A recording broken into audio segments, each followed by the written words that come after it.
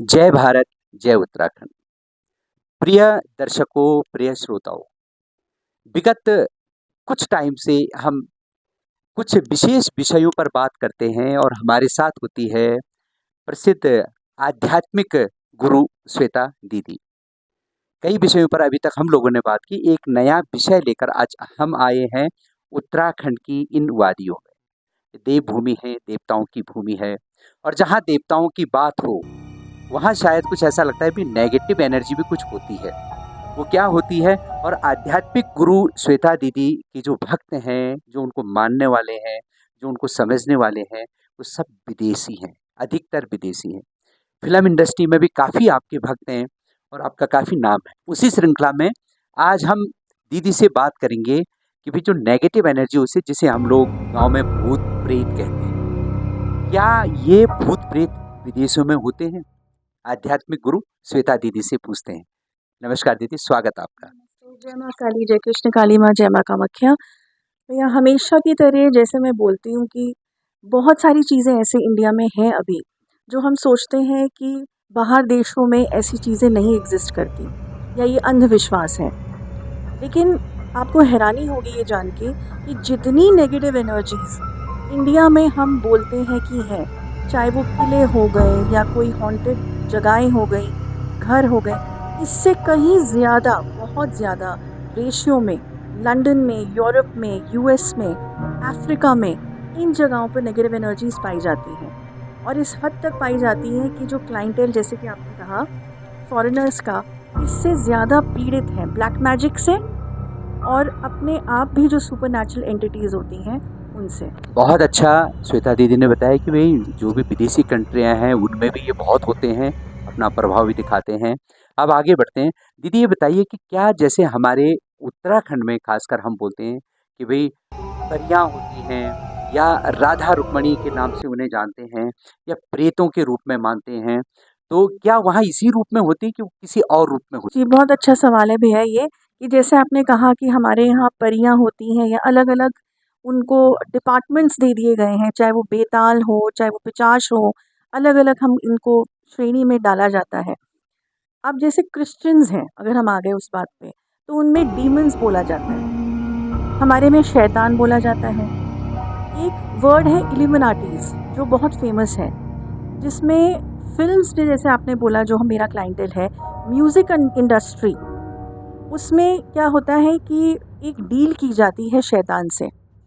ये proper society है जो कांटेक्ट करते हैं और ये स्पिरिचुअल लोगों को भी कांटेक्ट करते हैं, क्योंकि इन्हें एनर्जी जो चाहिए, वो एनर्जी, डिवाइन एनर्जी जो है, ये काबू में करना चाहते हैं। क्यों?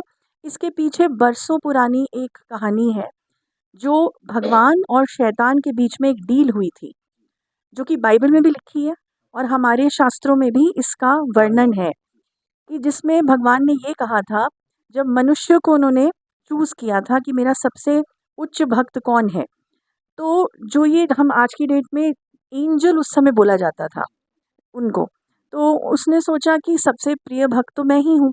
लेकिन जब भगवान ने मनुष्य को चूज़ करा, तो उस डीमन को कह लीजिए, जिन कह लीजिए या एंजल कह लीजिए, उसको ये बहुत बात जो है बुरी लगी। तब उसने भगवान के साथ ये डील करी कि ठीक है, आपने मनुष्य को चूज़ किया है ना, अब इसी मनुष्य के अंदर मैं जेलेसी भी डालूँगा, गुस्सा भी डालूँगा और वो सारी नेगेटिव चीज़ें डालूँगा, लोभ डालूँगा, और फिर मैं देखता हूँ कि ये फिर भी आपके रास्ते पे चलता है कि नहीं चलता। तो ईश्वर ने भी कहा मुझे चैलेंज मंज़ूर है, तो मैं भी कोई मदद नहीं करूँगा, परीक्षा मैं भी लूँगा। तो उसने ये कहा कि मैं पहले पैसा भी दूंगा, फेम भी दूंगा, सब कुछ दूंगा जो मेरी पूजा करेगा या मेरे राह पे चलेगा। तो भगवान ने बोला ठीक है, तू जो कुछ भी करना चाहता है वो कर लेना, मैं मदद भी नहीं करूंगा। लेकिन अंत में अगर ये सारी परीक्षाओं में मेरा मनुष्य सफल हो गया, तो उसके बाद जब मैं आऊँगा उसको आशीर्वाद देने या उस पर कृपा करने, तब तेरी कोई भी नेगेटिव एनर्जी या कुछ भी शक्ति उस पे बुरा असर नहीं डाल पाएगी। इसीलिए वो कहावत भी है कि भगवान के घर में देर है लेकिन अंधेर नहीं है। तो यही डील जो हुई थी, आज भी जो हम कहते हैं ये कलयुग चल रहा है, चाहे उसमें नेगेटिव एनर्जी हो, पॉजिटिव एनर्जी हो, दोनों एक साथ एग्जिस्ट करती हैं और हमेशा करेंगी। किसी डील की वजह से। तो चाहे इंडिया हो, चाहे ओवरसीज़ हो, ब्रह्मांड तो एक ही है। तो जब ये डील भगवान और शैतान के बीच में हो गई, तो हर जगह नेगेटिव और पॉजिटिव एनर्जीज़ होंगी ही होंगी। बहुत सुंदर।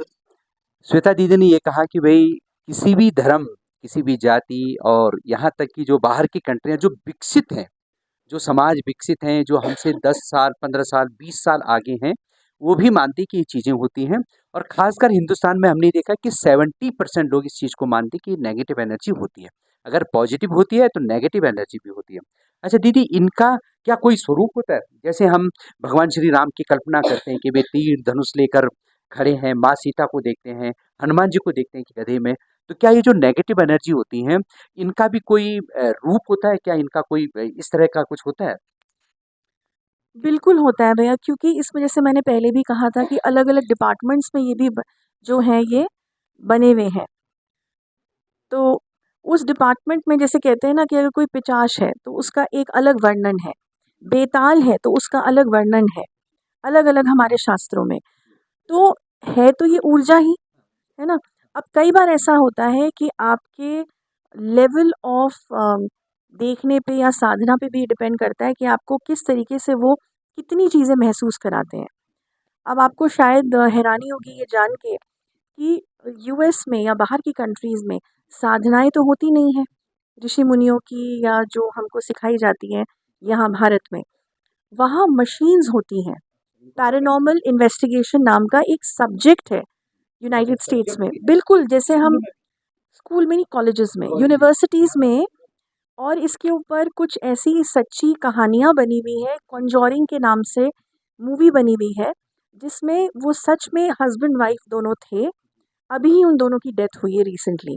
यूएस से दोनों कपल थे और उसमें यही बताया गया है कि वहाँ पे जो हस्बैंड जो थे वहाँ के, वो पैरानॉर्मल स्टडीज़ पढ़ाते थे कॉलेज में।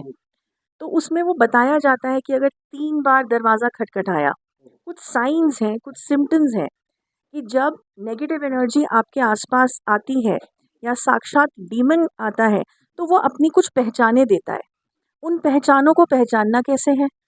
और कुछ इंस्ट्रूमेंट्स ऐसे हैं, मशीन्स हैं, जिसको इलेक्ट्रोमैग्नेट हम बोलते हैं कि वो उसमें हमें पता चल जाता है कि अगर रेड लाइट जली या ग्रीन लाइट जली, तो मतलब यहाँ दूसरी डायमेंशन से एक शक्ति प्रेजेंट है, जिसको लेके वो लोग चलते हैं जहाँ भी हॉन्टेड लोकेशंस होती हैं और फिर वीडियो कैमरा से रिकॉर्डिंग्स की जाती हैं। तो हम आपस में जैसे एक दूसरे को नाम से जानते हैं, ब्रह्मांड में हमें कोई नाम से नहीं जानता। कॉस्मिक एनर्जीज वो हमारी फ्रीक्वेंसीज और वाइब्रेशंस को पहचानते हैं ब्रह्मांड में। तो जैसे आपने पूछा ना कोई रूप, तो ज़रूरी नहीं है कि वो रूप एक ही तरीके का रूप हो। तो आपको फ्रीक्वेंसी, या आपको जैसे हम टेलीविज़न की एक फ्रीक्वेंसी है, उस फ्रीक्वेंसी में आपको चीज़ें नज़र आएँगी, या कोई ऑरा में आपको वो चीज़ें नज़र आएँगी, अलग रूप में, कलर्स में, शैडोज़ में। तो वो जो सब्जेक्ट है वो पढ़ते हैं वहाँ स्टूडेंट्स जाके, इन्वेस्टिगेशंस करते हैं मशीन्स के द्वारा, और फिर पता करते हैं कि कौन-कौन से हॉन्टेड हॉस्पिटल्स हैं, जेल्स हैं ऐसी लंदन्स में जो बहुत हॉन्टेड हैं। तो ये सब चीज़ें होती हैं। बहुत अच्छा। श्वेता दीदी ने एक जो बात बताई, वो बात कहीं न कहीं मेल ये खाती है कि देखो हम अभी उत्तराखंड की वादियों में हैं और आजकल उत्तराखंड में जगह-जगह देख रहे हैं कि भई देव कार्य हो रहे हैं, पूजन हो रहे हैं। तो हमने देखा कि भई ये जो थाली है और डौर है, 2 वाद्य यंत्र ऐसे हैं कि जिनको बजाने के बाद वो आत्माएँ प्रकट होती हैं। ये तो हो गई हमारी आस्था, उसके अकॉर्डिंग वो प्रकट होती हैं, अपना रूप दिखाती हैं और बोलती हैं, किसी एक आदमी पर आकर जिस पे भी उसका भाव रखना है, वो बोलेगी। अब साइंटिफिक ये है जैसे आपने बताया कि वहाँ पे भई कुछ साधारण भाषा में ही लगा लीजिए कि कुछ मशीनें हैं, वो मशीन के माध्यम से मतलब ये प्रूव कर देती हैं कि ये चीज़ें हैं। हम लोग जागर एक जो विधा है, उससे गाकर, उससे बोलकर और उस नाद से वो उत्पन्न होती हैं, हम उसमें देखते हैं, उत्तराखंड में ख़ास करके। और विदेशों में आपने बोला कि वही विधा, उसका स्तर बढ़ गया, वो साइंटिफिक वो मशीनें बना देते हैं, तो वो नेगेटिव और पॉजिटिव एनर्जी को शो अप करता है। तो ये पूछना चाहता हूँ अगला एक प्रश्न, बहुत सारे लोग भी सोचते होंगे, क्या जब किसी को ये तंग करती हैं, तो क्या इसकी पूजा करके ही ये जा सकती हैं या कि कोई और विधि भी है? देखिए भैया, इसमें 2 भाग में ये सवाल बँट जाएगा। एक हो गया ब्लैक मैजिक, जो कोई इंसान किसी दूसरे इंसान पे करवाता है। तो हमारे शास्त्रों में बोला जाता है कि तंत्र का तोड़ तंत्र से ही है। मतलब जैसे कहते हैं ना, ज़हर को ज़हर ही मार सकता है। तो एक तो ये इस भाग में उतर गया। एक चीज़ ऐसी हो गई कि जैसे हम कहीं गए और अपने आप कोई चीज़ हमारे साथ आ गई, वो किसी ने लगाई नहीं, वो नेचर में वो चीज़ें, जैसे हम कहते हैं पॉजिटिव है तो नेगेटिव भी है। तो कोई चीज़ का कभी उल्लंघन हो जाता है, जैसे किसी पेड़ के नीचे आपको कोई चीज़ अगर नहीं करनी है और किसी को पता नहीं है और उसने वो क्रिया कर दी, तो उल्लंघन कई बार ऐसा हो जाता है। कई बार कोई चीज़ टोटका वहाँ पे कहते हैं रास्तों में डाल दिया जाता है कि किसी के ऊपर नेगेटिव चीज़ें हमारी चली जाएँ, उसको लाँघ दिया, तो ये हो जाता है। तो बिना तो समाधान के वो सॉल्व नहीं होगा। अब डिपेंड करता है कि समाधान में भी अलग-अलग किस्म के समाधान दिए गए हैं। अब बुखार अगर किसी को है, तो बुखार अगर 3 लोगों को है, तो किसी को वायरल हो सकता है, किसी को नॉर्मल बुखार हो सकता है, तो दवाइयाँ भी अलग-अलग हैं। तो इसी तरीके की उसको क्या इलाज चाहिए, वो केस स्टडी होगी पहले, उसकी रिपोर्ट बनेगी और फिर उसका समाधान ढूँढा जाएगा। जी। बहुत अच्छा श्वेता दीदी ने बोला कि कोई इस तरह की अगर आत्मा आती है तो उसको उसको देखने के लिए, जैसे बीमारियां डिफरेंट तरह की हो सकती हैं, उसी तरह इसको पहचानने के लिए भी डिफरेंट तरह के तंत्र मंत्र जो भी माध्यम है, उस मंत्र उस माध्यम से उसको जाना जाता है। अच्छा दीदी, एक प्रश्न और आ रहा है कि ये जो चीजें हैं, ये कहाँ रहती है अधिकतर, कहाँ मतलब इनका निवास कहाँ? क्या किसी भी घर में हो सकता है, या किसी देवस्थल में हो सकता है, या नदियों में होता है, या पहाड़ों में होता है, गुफाओं में होता है, पेड़ की जो खाली जो जगह होती है, क्या उन जगहों पर होता है? कुछ लोग बोलते हैं। ये चीज़ें कहाँ होती हैं? एक बार और बहुत अच्छा सवाल पूछा है भैया आपने, क्योंकि कहते हैं ना, युग जब बदलते हैं तो साथ-साथ में इन चीज़ों की भी चीज़ें बदलती हैं। हर समय के साथ हर चीज़ बदलती है। सिर्फ़ इंसान नहीं, ब्रह्मांड में जितनी चीज़ें हैं, वो सब बदल रही हैं समय के साथ। तो समय आज की डेट में आप थोड़ा-सा इस चीज़ को लोगों को नहीं पता। जैसे बोला, जंगलों में ये चीज़ और सन्नाटों में ये चीज़ पाई जाती थी। कहते हैं ना, जब तब भी पहले ऋषि मुनि सन्नाटों में करते थे, जंगलों में जाके करते थे। तो साथ में जहाँ पॉजिटिव है वहाँ नेगेटिव है। ये तो रूल ऑफ यूनिवर्स है। लेकिन आज की डेट में जो कलयुग हो गया है, आप हैरान होंगे कि गाँव से ज़्यादा या जंगलों से ज़्यादा सुपर नेचुरल चीज़ें शहरों में पाई जाती हैं, सोसाइटीज़ में पाई जाती हैं। जो घरों में जो बिल्डर्स गलत ज़मीनों पे पैसा दे के, गवर्नमेंट को पैसा खिला के, जिस ज़मीन में कभी कब्रिस्तान था या जिस ज़मीन में कभी शमशान हुआ करता था, पैसे दे के उन जगहों पे सोसाइटीज़ बना दी गई हैं। और यही रीज़न है कि हमारे पास जो मैक्सिमम केसेस आज की डेट में आते हैं, वो मेट्रोपॉलिटन सिटीज़ से आते हैं। बॉम्बे, बैंगलोर, दिल्ली, ये सब जो बड़े-बड़े शहर हैं, मतलब सोसाइटीज़ में आप सोचिए कि 11th फ्लोर पे, पेंट हाउसेस पे ऐसे-ऐसे मर्डर्स हो गए हैं, सुसाइड्स हो गई हैं लोगों की, जिन्होंने खुद की हैं, और चीज़ें वहाँ आके बैठ गई हैं। तो हम लोग के बीच में वो चीज़ें रह रही हैं शहर में, और हम सोचते हैं कि गाँव में या सन्नाटों में ये चीज़ें होंगी, वहाँ तो थी ही। एक बात और, प्रश्न तो बढ़ते जाएँगे। ये बड़ा इंटरेस्ट भी आ रहा है, जो आपके यहाँ श्रोता बैठे हुए हैं, दर्शक बैठे हुए हैं, ये हमारी देवभूमि के हैं, और ये मतलब साक्षात देवताओं के अंश ही हैं, उनके सामने ये बातें कर रहे हैं। अच्छा, ये पूछना चाहता हूँ दीदी, जैसे पहाड़ों में, उत्तराखंड में, क्योंकि यहाँ इन वादियों में तो यहाँ की बात भी करेंगे, कि जब इनको प्रकट किया जाता है तो उनसे पूछा जाता है कि तुझे क्या चाहिए? वो माँगता है, फिर उसकी पूजा एकांत में होती है, उनको वो चीज़ें दी जाती है, फिर वो चला जाता है। तो क्या जब आप इन्हें पकड़ने के लिए जाते हैं, या इनको आप उन जगहों से भगाते हैं, तो आप क्या इस तरह के उपाय करते हैं, कि आपके कोई और उपाय होते हैं कि जो उस जगह को वो छोड़ दें? जी भैया, अब जैसे आपने कहा कि ये तो ऐसी एक प्रॉब्लम है, जैसे मैंने बोला कि हर कोई फेस कर रहा है, मतलब 10 घरों में से लेके 7 घरों में ब्लैक मैजिक है आज की डेट में, चाहे वो इंडिया हो, चाहे अब्रॉड हो। अब हर शक्ति, पहली बात तो ये देखिए कि नेगेटिव एनर्जी जो होती है ना, हम सोचते हैं कि सिर्फ पॉजिटिव एनर्जी पावरफुल है, ऐसा नहीं है। आपको हैरानी होगी कि नेगेटिव एनर्जी में इतनी पावर है कि अगर आपकी पॉजिटिव एनर्जी का स्तर हाई लेवल पे नहीं है, तो आपको वो दबा देगी नेगेटिव एनर्जी। तो आज की डेट में हम ये कहते हैं कि बहुत ज़रूरी है ये जानना कि जो हमारे सामने चीज़ बैठी है, किसी भी रूप में, चाहे वो प्रेत हो, चाहे वो बेताल हो, या किसी भी उसमें, उसकी पावर कितनी है।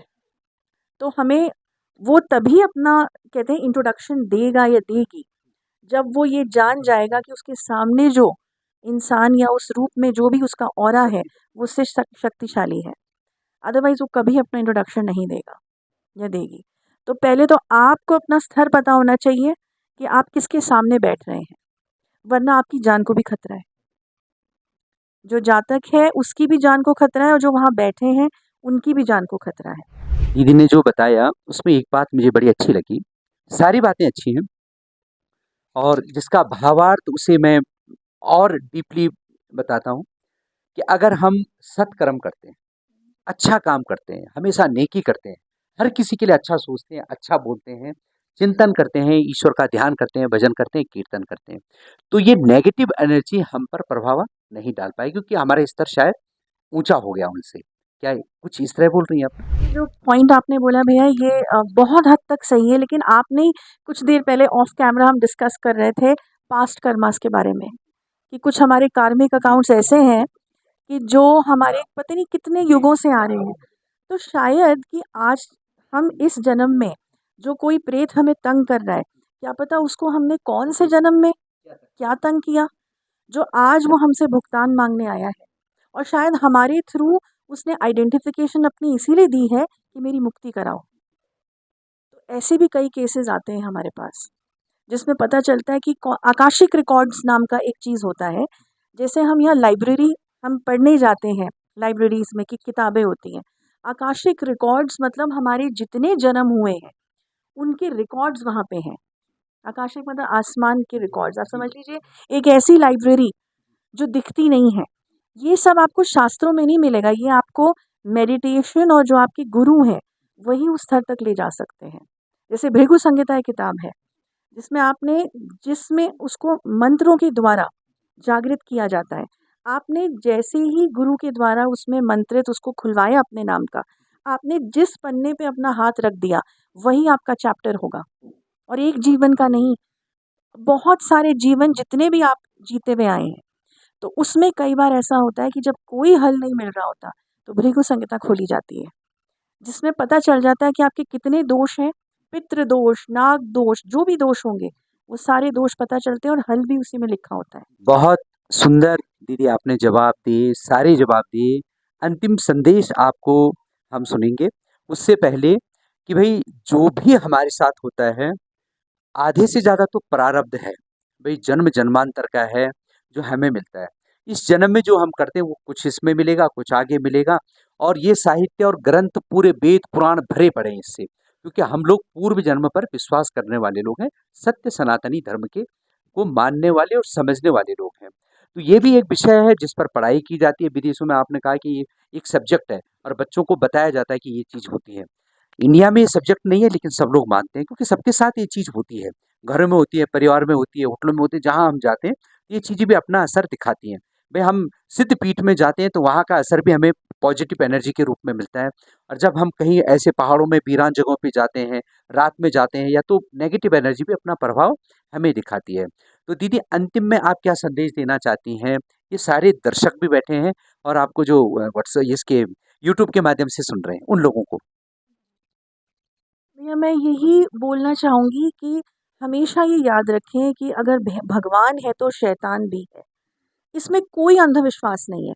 मैं हर किताब में अंत में एक मेरा फ्रेज़ हमेशा रहता है इंग्लिश में, if God exist then demon also exist. क्योंकि जब तक हम ये चीज़ को याद नहीं रखेंगे, ऐसी बहुत सी चीज़ें हैं जिनको हम नहीं मानते, जब तक हमारे जीवन में नहीं होती हैं। लेकिन ज़रूरी नहीं है कि जब तक हम गड्ढे में ना गिरे तब तक हम उस चीज़ को ना माने। क्योंकि मैं आपको बता रही हूँ कि हम कहते हैं कि हम कर्म भुगत रहे हैं सब, लेकिन ये जो भूत प्रेत और ये जो अदृश्य चीज़ें हैं, आप देखिए सामने आपको कोई चीज़ दिख रही है, आप उससे लड़ाई कर सकते हैं। आप उससे उस सामने आपको दिख रहा है तो आप उसका कुछ हल निकाल सकते हैं। लेकिन जो चीज़ आपको दिख ही नहीं रही है, अगर वो जीवन में किसी के शामिल हो जाए तो उससे ज़्यादा दर्दनाक चीज़ हमने अपने जीवन में देखी नहीं है। जो परिवार इसमें फंस जाते हैं, तो इसीलिए किसी को भी अगर आप देखें तो कभी उसका मजाक ना उड़ाएं। क्योंकि कई बार ऐसा होता है कि आप मजाक मजाक में इन चीज़ों को ना चैलेंज कर देते हैं कि मैं तो नहीं मानता, मैं तो नहीं मानती। ये इतनी सेंसिटिव चीज़ें हैं कि ये सुन के भी कई बार आपको प्रमाण देने के लिए वहाँ आ जाती है कि तुमने मुझे ऐसा बोला, अब मैं अपनी शक्ति दिखाता हूँ। तो कई बार मज़ाक-मज़ाक में पता नहीं हम अपने जीवन में खुद चीज़ों को बुला लेते हैं अपने चारों तरफ। तो इन चीज़ों का थोड़ा ध्यान है, अपने को बहुत लकी समझें, आशीर्वाद समझें ऊपर वाले का कि आप इन सब चीज़ों से अगर दूर है आपका परिवार, तो बहुत बड़ी कृपा है भगवान की। और जिसके ऊपर है उसका कभी मज़ाक ना उड़ाएँ। यही बस मेरा संदेश है इस पर्टिकुलर टॉपिक के लिए। बहुत-बहुत धन्यवाद श्वेता दीदी, आपने बहुत अच्छी बातें बताई कि भाई जीवन में सबके साथ इस तरह की चीज़ें कुछ भी हो सकती हैं, लेकिन ईश्वर का हमें धन्यवाद करना चाहिए और ईश्वर का चिंतन, ध्यान, मनन और सत्कर्म हमेशा करते रहने चाहिए और बाकी जो होता है सब ईश्वर की मर्ज़ी से होता है। ये विषय इसलिए ज़रूरी था कि बहुत लोग जानना चाहते हैं, समझना चाहते थे कि कुछ इस तरह होता है, तो ये सच्ची बात कि ऐसा होता है। जय भारत, जय उत्तराखंड। धन्यवाद।